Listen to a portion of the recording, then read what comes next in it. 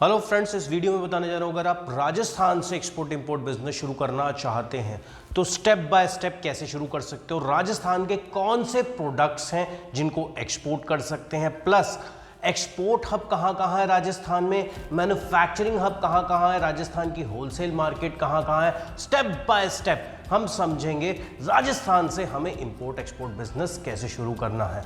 मैं Harsh Dhawan, international business trainer, importer और exporter, स्वागत करता हूं आपका हमारे चैनल पे।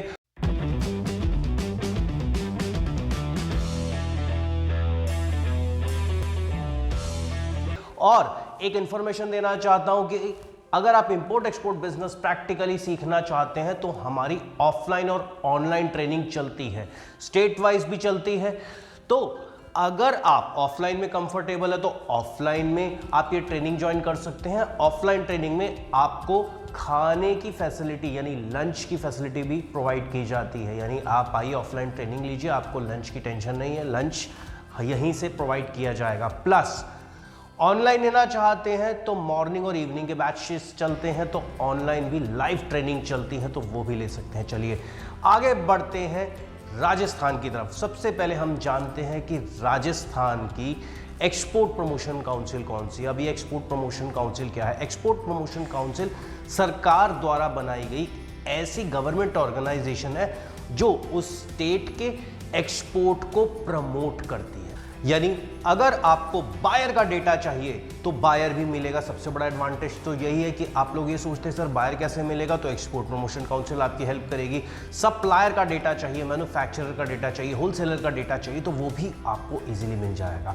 अब एडवांटेज ये हो गया, अगर हम एक्सपोर्ट करते हैं, हमें उस प्रोडक्ट के लिए कौन कौन से लाइसेंस चाहिए तो वो भी आपको मिल जाएंगे। उस प्रोडक्ट के क्वालिटी टेस्ट कैसे कराने हैं तो वो भी एक्सपोर्ट प्रमोशन काउंसिल आपको हेल्प करेगी। चलिए सबसे पहले बात करते हैं एक्सपोर्ट प्रमोशन काउंसिल राजस्थान में कौन सी है। राजस्थान की एक्सपोर्ट प्रमोशन काउंसिल है REPC.in, ये वेबसाइट है उनकी REPC.in, जैसा कि नाम है REPC तो राजस्थान एक्सपोर्ट प्रमोशन काउंसिल, तो वहाँ जाके आपको सारे राजस्थान के प्रोडक्ट्स की इंफॉर्मेशन भी मिल जाएगी। अब बात करते हैं कि राजस्थान से हम कौन कौन से प्रोडक्ट एक्सपोर्ट कर सकते हैं जिसमें हमें अच्छा मार्जिन मिलेगा। उसके बाद मैं ये भी बताऊंगा कि किन प्रोडक्ट्स में ज़्यादा इन्वेस्टमेंट लगेगी और किन प्रोडक्ट्स में कम इन्वेस्टमेंट यूज होगी। राजस्थान से सबसे पहले टेक्सटाइल सबसे ज़्यादा एक्सपोर्ट किया जाता है, तो अगर आप टेक्सटाइल्स में डील करना चाहते हैं तो टेक्सटाइल का एक्सपोर्ट कर सकते हैं।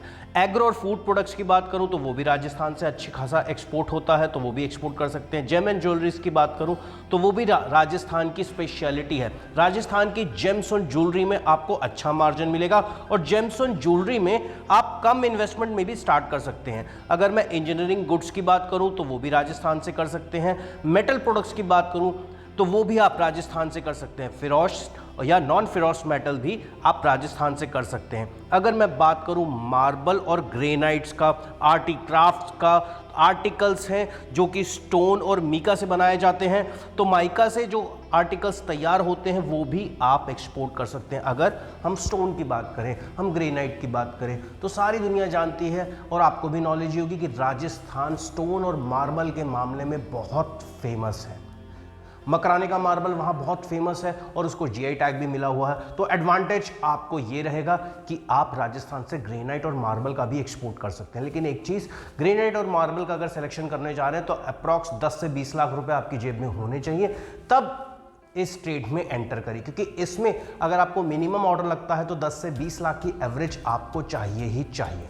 इसके बाद आगे बढ़ते हैं मिनरल फ्यूल्स की, मिनरल ऑयल्स की, तो ये भी आप राजस्थान से एक्सपोर्ट कर सकते हैं। मिनरल वैक्सेस भी एक्सपोर्ट होती है, आयरन ओर्स भी होती है। अगर मैं बात करूं इलेक्ट्रॉनिक्स और कंप्यूटर सॉफ्टवेयर की तो वो भी राजस्थान से एक्सपोर्ट किए जाते हैं। वुल और वुलन्स की तो वो भी राजस्थान से एक्सपोर्ट किए जाते हैं। केमिकल्स की बात करूं तो केमिकल्स भी एक्सपोर्ट किए जाते हैं। ड्रग्स एंड फार्मास्यूटिकल्स भी आप राजस्थान से एक्सपोर्ट कर सकते हैं। प्लास्टिक्स की बात करूं और लिनोलियम्स की बात करूं तो वो भी आप राजस्थान से एक्सपोर्ट कर सकते हैं। हैंडीक्राफ्ट्स की बात करूं, हैंडीक्राफ्ट बहुत फेमस है। हैंडीक्राफ्ट और लेदर प्रोडक्ट्स ही राजस्थान से आप एक्सपोर्ट कर सकते हैं। इन दो प्रोडक्ट्स में भी आप कम इन्वेस्टमेंट में शुरू कर सकते हैं। इसमें बहुत बड़े ऑर्डर्स चॉइस है अगर आप लेना चाहें। लेकिन ये प्रोडक्ट्स भी आप कम इन्वेस्टमेंट में स्टार्ट कर सकते हैं। अब इसके बाद बात करते हैं रेडीमेड गारमेंट्स की, ये भी कम इन्वेस्टमेंट में स्टार्ट हो सकते हैं। कारपेट्स की अगर मैं बात करूं तो राजस्थान बहुत फेमस है कारपेट्स के लिए, तो कारपेट्स भी एक ऐसा प्रोडक्ट है जो कम इन्वेस्टमेंट में राजस्थान से एक्सपोर्ट हो सकता है। इसके बाद बात करते हैं पेपर और पेपर प्रोडक्ट्स की, वो भी राजस्थान से आप एक्सपोर्ट कर सकते हैं। इसके अलावा रबर भी आप राजस्थान से एक्सपोर्ट कर सकते हैं। चलिए ये तो हुए राजस्थान के प्रोडक्ट्स। अब हम बात करते हैं डिस्ट्रिक्ट वाइज कौन कौन से प्रोडक्ट हैं। अगर आप राजस्थान की किसी डिस्ट्रिक्ट में रहते हैं तो वहां से हम कौन कौन से प्रोडक्ट एक्सपोर्ट कर सकते हैं। अगर मैं बात करूं अजमेर की, तो अजमेर से ग्रेनाइट और मार्बल आप एक्सपोर्ट कर सकते हैं। अलवर की बात करूं तो ऑटोमोबाइल पार्ट्स आप एक्सपोर्ट कर सकते हैं। बंसवाड़ा की बात करूं तो सिंथेटिक यार्न आप एक्सपोर्ट कर सकते हैं। बारन की बात करूं तो सोयाबीन आप वहां से एक्सपोर्ट कर सकते हैं। बाड़मेर की बात करूं तो टेक्सटाइल बेस्ड हैंडीक्राफ्ट्स और जीरा आप एक्सपोर्ट कर सकते हैं। देखिए हर डिस्ट्रिक्ट की अपनी एक स्पेशलिटी है और ऐसे डिस्ट्रिक्ट में आपको ऐसे प्रोडक्ट बहुत सस्ते रेट पे मिल जाएंगे। इसके बाद बात करते हैं भरतपुर की। अगर आप हनी में डील करना चाहते हैं, हनी को एक्सपोर्ट करना चाहते हैं तो एक्सपोर्ट कर सकते हैं। भरतपुर एक बहुत ही अच्छी जगह है जहां से आपको इजीली अवेलेबल हो जाएगा ये प्रोडक्ट। एडिबल ऑयल भी भरतपुर से आप एक्सपोर्ट कर सकते हैं। भीलवाड़ा की बात करें तो रेडीमेड गारमेंट्स आप एक्सपोर्ट कर सकते हैं, डेनिम का बहुत अच्छा खासा काम होता है। बीकानेर की बात करूं तो बीकानेर में जैसा कि नाम है, बीकानेर के नमकीन बहुत फेमस है, तो बीकानेर से आप नमकीन प्रोडक्ट्स भी आप एक्सपोर्ट कर सकते हैं। नमकीन के अलावा वुलन, कारपेट और यार्न, इवन सिरेमिक प्रोडक्ट्स भी आप बीकानेर से एक्सपोर्ट कर सकते हैं। इसके बाद अगर मैं बात करूं बूंदी की, बूंदी से राइस एक्सपोर्ट कर सकते हैं। चित्तौड़गढ़ की, चित्तौड़गढ़ से ग्रेनाइट और मार्बल एक्सपोर्ट कर सकते हैं। चूरू से वुड प्रोडक्ट्स एक्सपोर्ट कर सकते हैं। दौसा से दरीज और स्टोन आर्टिकल्स एक्सपोर्ट कर सकते हैं। बात करूं धौलपुर की, तो धौलपुर से आप स्किम मिल्क पाउडर आप एक्सपोर्ट कर सकते हैं। मिल्क पाउडर की बहुत बड़ी डिमांड है, आप यूरोपियन कंट्रीज को टारगेट करिए, अच्छा मार्जिन मिलेगा और इसमें भी ऑर्डर आपको बहुत अच्छे मिलेंगे। तो एक एडवांटेज ये रहेगा कि अगर आप पैसा कमाना चाहते हैं तो इस प्रोडक्ट में भी आपको अच्छा खासा प्रॉफिट मिल सकता है। 12 महीने का ये ट्रेड है, मजा आ जाएगा करके। इसके बाद अगर बात करें डूंगरपुर की, डूंगरपुर से हम ग्रेनाइट, मार्बल और स्लैब्स और टाइल्स एक्सपोर्ट कर सकते हैं। हनुमानगढ़ की बात करूं तो ग्वारगम एक्सपोर्ट कर सकते हैं। ग्वारगम एक ऐसा प्रोडक्ट है जिसमें आपको अच्छे मार्जिन मिलेंगे, लेकिन ज़्यादातर जो ग्वारगम, देखिए नॉर्मल फली भी होती है, एक पाउडर फॉर्म भी होता है। ज़्यादातर अगर आप यूरोप यूएस को टारगेट करेंगे तो वहाँ पे पाउडर फॉर्म ज़्यादा एक्सपोर्ट किया जाता है। तो ये चीज़ें ध्यान में रखनी जब भी आप एक्सपोर्ट का बिजनेस शुरू करने जा रहे हैं। इसीलिए मैं बार बार कहता हूँ जब भी इंपोर्ट एक्सपोर्ट बिजनेस शुरू करने जा रहे हैं तो बिना सीखे बिल्कुल मत करिए। हमारी स्पेशलिटी यही है कि हम आपको एडवांस में ही बता देंगे कि इस प्रोडक्ट में कितना पैसा लगेगा, कौन से देशों में आप एक्सपोर्ट कर सकते हैं, जिससे कि आप इजीली इंपोर्ट एक्सपोर्ट बिजनेस शुरू कर सकते हैं। अब इसके बाद बात करते हैं जयपुर की। जयपुर से आप पॉटरी प्रोडक्ट्स एक्सपोर्ट कर सकते हैं। ब्लू पॉटरी बहुत फेमस है, जेम्स एंड ज्वेलरी एक्सपोर्ट कर सकते हैं। जैसलमेर की बात करूं तो येलो मार्बल स्लैब्स एक्सपोर्ट कर सकते हैं। जलोर की बात करूं तो स्पाइसेस एक्सपोर्ट कर सकते हैं। यहाँ की मौजरी जुत्ती भी बहुत फेमस है।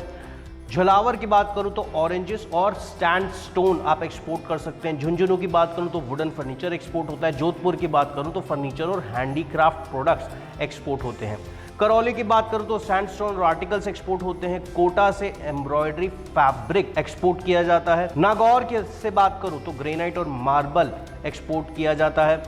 पाली की बात करूं तो मेहंदी पाली से एक्सपोर्ट की जाती है। एक मेहंदी भी एक ऐसा प्रोडक्ट है जिसमें आपको कंपटीशन कम मिलेगा, तो ये भी आपको एडवांटेज मिलेगा।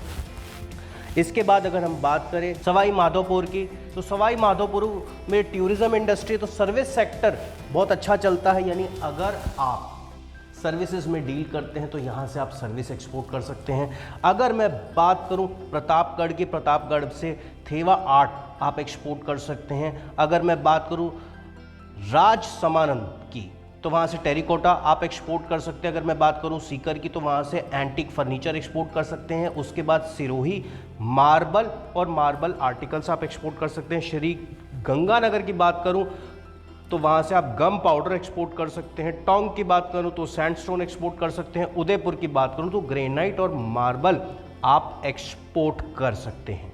तो दोस्तों ये था राजस्थान, जिससे हम कौन से प्रोडक्ट एक्सपोर्ट कर सकते हैं और कौन सी डिस्ट्रिक्ट से कौन से प्रोडक्ट एक्सपोर्ट कर सकते हैं।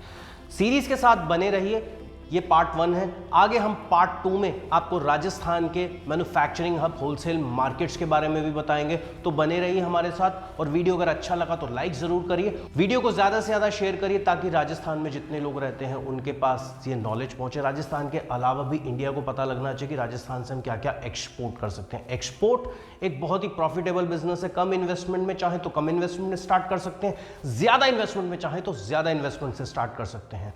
तो मिलता हूं अगले वीडियो में। इस वीडियो में इतना ही। जय हिंद।